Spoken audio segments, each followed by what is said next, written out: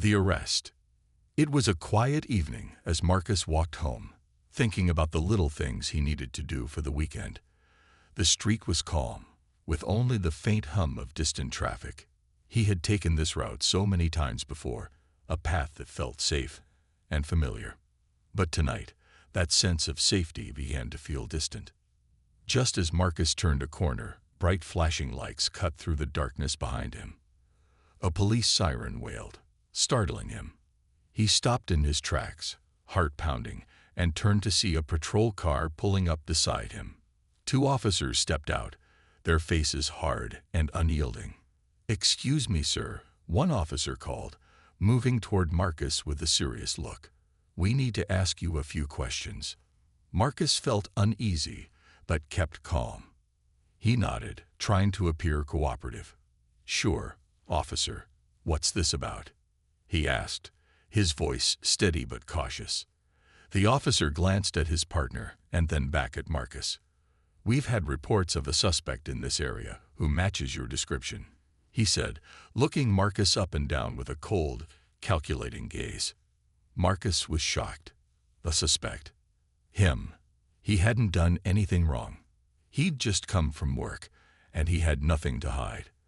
"I think there's some mistake," Marcus said, raising his hand slightly, palms open to show he meant no harm. "I'm just walking home." The second officer took a step closer, his hand resting on his belt. "We'll need to ask you a few more questions," he said firmly, not breaking eye contact. Marcus felt the air grow thick with tension. He looked around, noticing a few curious onlookers watching from a distance, their eyes wide with both worry and curiosity. He took a deep breath, trying to explain himself again. "Look, officers, I live just around the corner. I work at the hospital. I'm not who you're looking for." But his words seemed to have little effect. The first officer raised a brow, his face still set in that unreadable expression. "Mind if we see some ID?" he asked, a slight edge in his tone. Marcus reached into his pocket slowly, pulling out his wallet and handing over his ID. The officer looked at it briefly, but his expression didn't soften. Instead, he exchanged a glance with his partner, who gave a subtle nod. "Sir," the officer said, handing Marcus's ID back, "I'm afraid we'll need you to come with us for some further questioning." Marcus felt his heart race. This didn't feel right. He knew he hadn't done anything wrong, yet the officers were treating him like a criminal. "Is this really necessary?" he asked, a trace of frustration in his voice. "I'm just trying to get home." The officers remained firm. "This is just a formality," the second officer said, but there was something in his tone that didn't sit well with Marcus. He could see in their eyes that they had already made up their minds about him. Before he could respond, he felt cold metal around his wrists as the officers cuffed him. The harsh clink of the handcuffs echoed in his mind, sending a wave of disbelief through him.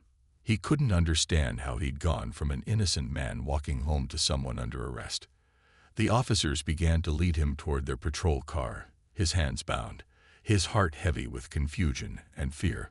He looked around, hoping someone would intervene, but the street was eerily silent, and the onlookers had dispersed, unwilling to get involved.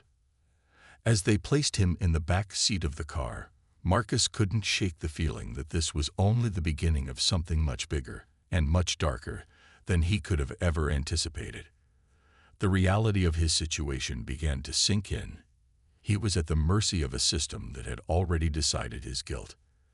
As the patrol car pulled away, Marcus looked out the window, his mind racing with questions. How could this happen to him? What would his family think? Would he ever be able to clear his name? The officers sat silently in the front seats, offering no reassurance, no explanation, only the cold, indifferent gaze of authority. Marcus was alone with his thoughts, locked in a moment that felt both surreal and terrifying. This wasn't just an arrest. It felt like the beginning of a nightmare he couldn't wake up from. The truth was on his side, but would anyone believe him? The interrogation. The room was cold and plain, with bare walls and a single overhead light casting a harsh glow onto the metal table in front of Marcus. He sat there alone, his wrists aching from the cuffs, feeling both trapped and bewildered. The silence of the interrogation room pressed down on him, making every second feel like an hour. After what felt like an eternity, the door opened and the two officers from before entered, accompanied by a third figure, an investigator with a stern expression, clipboard in hand. He didn't sit down, but instead leaned against the table, studying Marcus with a gaze that was neither friendly nor trusting. "All right, Marcus," the investigator said, his tone flat and clinical. "Let's go over this again. We received a report that a man matching your description was seen fleeing the scene of a break-in nearby." Marcus shook his head, barely able to believe what he was hearing. "A break-in? I was just walking home from work. I didn't do anything wrong." "This is a huge misunderstanding," he replied, his voice steady but desperate. The investigator raised an eyebrow, jotting something down on his clipboard. "Is that so?" He exchanged a quick look with the officers, as if he had already decided not to believe a word Marcus was saying. "You're telling me you were just walking home at the exact time of this incident?" the investigator asked, emphasizing his skepticism with a small smirk. "Yes," Marcus insisted. "I work late at the hospital. I have my work badge and my schedule to prove it. Please, just check it." He felt his frustration bubbling up, but he knew he had to keep calm. This wasn't the place to lose his temper. The investigator sighed, as though he was already tired of the conversation. "We'll get to that, Marcus, but right now, we have witnesses who say you were in the area, acting suspiciously. Now, why don't you tell us what you were really doing?" Marcus couldn't believe what he was hearing. He hadn't done anything suspicious, hadn't even spoken to anyone on his way home. "I don't know who these witnesses are, but they're wrong. I was just minding my business, walking home. I have no idea what you're talking about." The investigator flipped a few pages on his clipboard and leaned in closer. "You realize that lying to us is only going to make things worse, right? If there's anything you're not telling us, now's the time to speak up." Marcus took a deep breath, feeling his heart pound in his chest. He wanted to scream, to make them see the truth, but he knew that wouldn't help. "I'm telling you the truth," he said, his voice barely more than a whisper now. "Please, just check my work schedule. Ask my coworkers. They'll tell you I left the hospital and was on my way home." The investigator straightened up, clearly unimpressed. "We'll look into it," he said, though his tone suggested he didn't believe it would help Marcus's case. Marcus felt a sinking feeling in his stomach. He knew he was innocent, but these officers seemed set on pinning this on him. He was just one man against their authority, and it felt as though the truth didn't matter to them.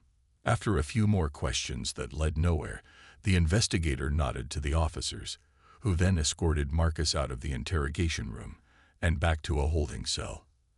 As he sat down on the cold bench, he could feel the weight of despair settling over him. He replayed the events of the night in his mind over and over, trying to find something that could prove his innocence. But the more he thought about it, the more trapped he felt. The police didn't seem interested in finding the truth, they just wanted someone to blame. In the darkness of the cell, Marcus clenched his fists, determined to find a way out of this nightmare. He had to believe that someone would see the truth. Someone would realize the mistake that had been made. But as he sat there, alone and helpless, he couldn't help but wonder if anyone would ever believe him. The evidence twist. Days passed slowly, each one blending into the next for Marcus. He'd been given a court date, but it felt like a far-off dream rather than a chance for justice. The few people who visited him, his sister, his close friends, couldn't believe the situation. They knew him, knew his character, and yet he was locked away like a criminal. Then, one morning, his lawyer, Miss Henderson, arrived with a serious expression. She was a sharp, determined woman with a reputation for taking on cases that others might have dismissed. As she sat across from Marcus in the small meeting room, he could sense there was something important she needed to tell him. "Marcus, I'm going to be honest with you," she began, looking directly into his eyes. The prosecution thinks they have a strong case against you. They've lined up a witness who claims to have seen you leaving the scene. Marcus's heart dropped. But I wasn't there. I was miles away, heading home. You have to believe me. Miss Henderson nodded. I do believe you. But right now, what we believe doesn't matter. We need hard evidence that proves where you were at the time of the break-in. Marcus thought for a moment, going over his memory of that night again. He remembered walking past a small store, glancing into the windows as he passed, and waiting at a traffic light near the corner. Then, suddenly, he realized something. The security cameras, he said, sitting up straight. The store I walked by. Doesn't it have a security camera outside? Miss Henderson raised her eyebrows, interest sparking in her eyes. You think you might be on their footage? Yes, I remember passing it on my way home. If their camera caught me, it could show exactly where I was that night, Marcus said, hope beginning to build in his chest. Without wasting a second, Miss Henderson jotted down the details and promised to get her investigator to pull the footage. As she left, Marcus felt a tiny spark of hope returning. Maybe this could finally prove his innocence. A few days later, Miss Henderson returned with news. She had managed to get the footage from the store. Marcus watched her expression carefully, trying to read any clues before she spoke. Well, Marcus, she began, a smile spreading across her face. It's good news. The footage clearly shows you walking by the store at exactly the time the break-in was reported. You were nowhere near the scene of the crime. Relief washed over Marcus, and for the first time since his arrest, he felt a weight lift off his shoulders. Does this mean they'll drop the charges? Miss Henderson's smile faded slightly. This evidence is strong, but it's not a guarantee. We still have to present it to the judge, and the prosecution may try to discredit it or find another angle. But this footage gives us a real fighting chance. In the days that followed, Ms. Henderson filed a request to introduce the footage as evidence. Marcus was filled with cautious optimism, but he knew the battle wasn't over. The prosecution still seemed determined to push forward, and the officer who'd initially arrested him was nowhere near backing down. However, for the first time, he felt like there was a light at the end of this dark tunnel. At the preliminary hearing, Ms. Henderson presented the video footage, playing the clip that showed Marcus walking past the store at the time of the break-in. The judge watched, her eyes narrowing, as she examined the timestamp. This footage, Ms. Henderson argued, proves that my client was not at the scene of the crime when it occurred. He was simply walking home, as he has said from the beginning. The judge looked over at the prosecution, who appeared tense. The video was clear. There was no mistaking Marcus's figure or the timestamp. The room was silent as the judge made notes, her expression unreadable. Marcus felt a rush of hope, but he tried to keep his expectations in check. He knew there was still a long road ahead, but at least now he had proof on his side. And as he looked over at Miss Henderson, he felt a deep gratitude for her determination to help him fight for the truth. The officers' doubt. The courtroom was abuzz as Marcus's case gained attention. The video footage had shaken the prosecution, but they hadn't dropped the charges just yet. Instead, they called in Officer Reynolds, the one who had originally arrested Marcus. As a key witness, Officer Reynolds walked in with his usual stern expression, but there was something different in his eyes, an unease that hadn't been there before. As Officer Reynolds took the stand, Miss Henderson approached with a determined look. Her voice was calm but firm as she began questioning him. Officer Reynolds, when you arrested Marcus, you claimed to have solid evidence that he was at the scene of the crime. Can you explain what led you to that conclusion? She asked, her gaze never wavering. Reynolds cleared his throat, adjusting his collar. Yes, I believe the information I had received was reliable. I was following up on a tip from an anonymous source. Ms. Henderson nodded, as if waiting for him to continue. So you based Marcus's arrest on a single tip without corroborating evidence? She asked, emphasizing each word. Reynolds hesitated. He glanced toward the judge, and then at the jury, as if realizing the weight of his actions.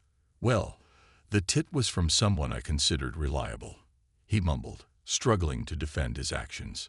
So you made the arrest without verifying if Marcus was even near the scene at the time?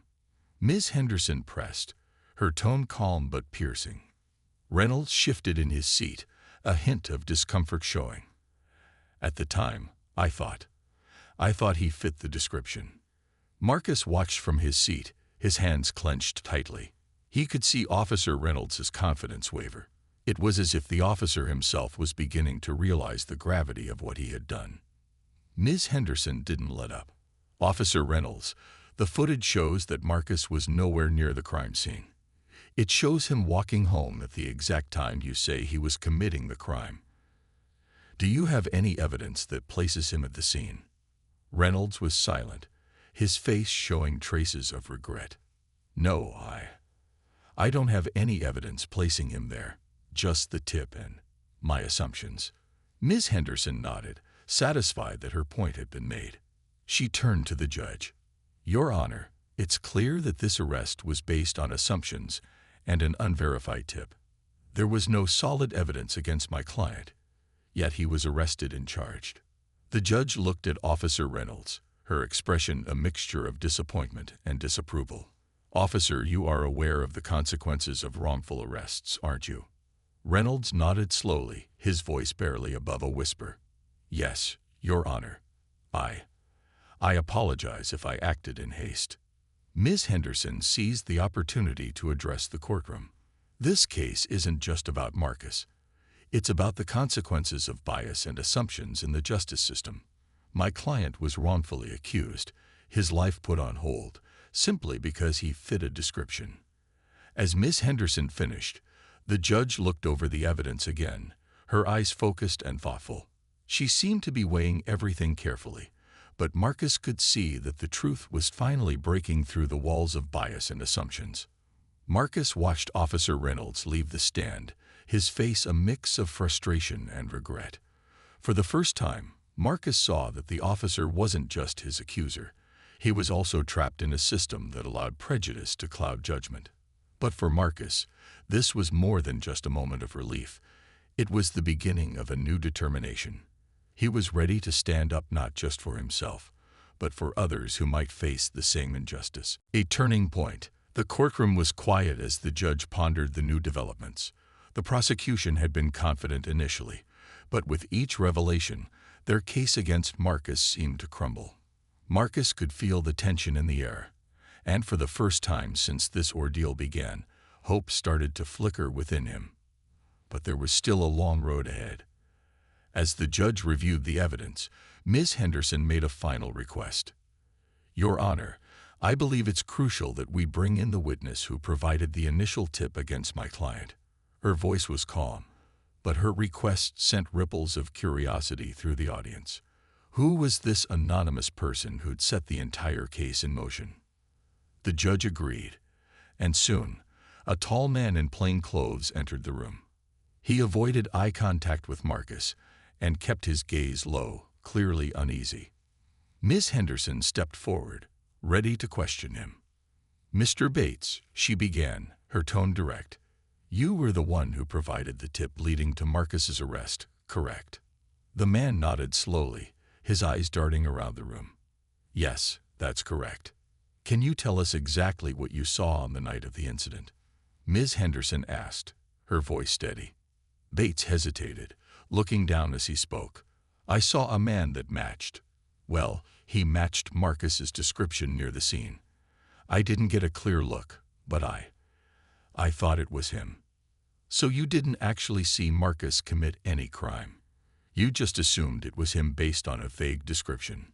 Ms. Henderson pressed. Bates's face flushed with embarrassment. Well, yes. I thought I was doing the right thing. He looked like the person we were told to watch out for. Ms. Henderson nodded, allowing his words to linger in the courtroom. And you didn't think to clarify before involving the police. You didn't consider the impact this might have on an innocent person's life. Bates shifted uncomfortably, visibly affected by the confrontation. I didn't think it would go this far. I was just trying to help. Marcus looked at Bates, his expression one of frustration mixed with understanding. He could see that Bates had acted out of fear and assumption, but the damage was done. This wasn't just about one man's mistake. It was about a system that allowed such mistakes to ruin lives. Ms. Henderson turned back to the judge. "Your Honor, we have heard from both Officer Reynolds and Mr. Bates, and it's clear that Marcus was a victim of misidentification and bias. He was wrongfully accused based on vague assumptions and a lack of evidence. I request that the charges against him be dropped immediately." The judge took a long look at Marcus, then at Ms. Henderson, and finally at the prosecution team. She sighed deeply before addressing the courtroom. "This case has exposed serious issues in the way we handle investigations and arrests. Mr. Turner, I apologize on behalf of this court for the distress this case has caused you. I am ordering the charges against you to be dismissed." Relief washed over Marcus as the words sank in. The tension that had weighed on him for so long began to lift, replaced by a sense of justice finally served. But as he looked around the courtroom, he knew that this experience had changed him. He could not simply walk away and forget what had happened. The emotional speech. After the judge's ruling, the courtroom seemed to collectively exhale. Marcus could feel the relief, but he knew his journey wasn't over. Standing tall, he asked if he could address the court. With a nod of approval from the judge, Marcus turned to face the room. He took a moment to gather his thoughts, then spoke in a calm, steady voice. "I never imagined that I'd end up here, fighting for my freedom because of someone else's assumptions and a broken system." His voice was filled with both strength and vulnerability. The people watching could sense the raw honesty in his words. "I know I'm not the only one this has happened to," he continued. "There are others like me, people who have been judged and punished based on nothing more than a mistaken identity or someone's prejudice. This experience has been a nightmare, but it's shown me how much needs to change." He glanced at Officer Reynolds and Mr. Bates, who were seated quietly, visibly uncomfortable. "I don't blame any one person for what happened. I know fear and bias cloud people's judgment, but what I went through is a reminder that we all need to do better, that we need a justice system that truly seeks justice, not just quick answers." There was silence in the courtroom as Marcus's words sank in. Even those who had come in skeptical of his innocence felt a shift in their perspective. The judge herself looked moved, her expression softened by Marcus's speech. Marcus continued, "I want my story to be more than a sad experience. I want it to be a wake-up call. Let this be a reminder that each of us has a responsibility to see others clearly, to treat each other fairly, no matter our fears or biases. Because one wrong assumption can destroy a life." As he finished, he looked toward Ms. Henderson, his eyes full of gratitude. She had believed in him when others hadn't, and her dedication had saved him. The judge finally spoke, her voice touched by emotion. "Mr. Turner, thank you for your courage and for speaking so honestly. I believe we can all learn from what you've shared with us here today. The court apologizes deeply for the injustice you suffered." Applause erupted in the courtroom. Marcus felt overwhelmed by the support, but he knew this was only the beginning.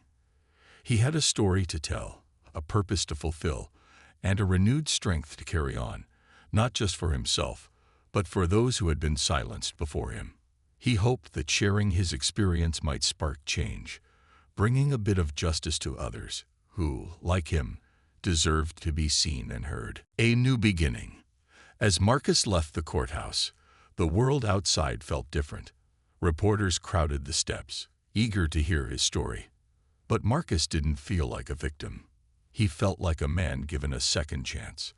He looked out at the sea of cameras, then at Ms. Henderson, who stood beside him, her face beaming with pride. One of the reporters called out, "Mr. Turner, what will you do now?"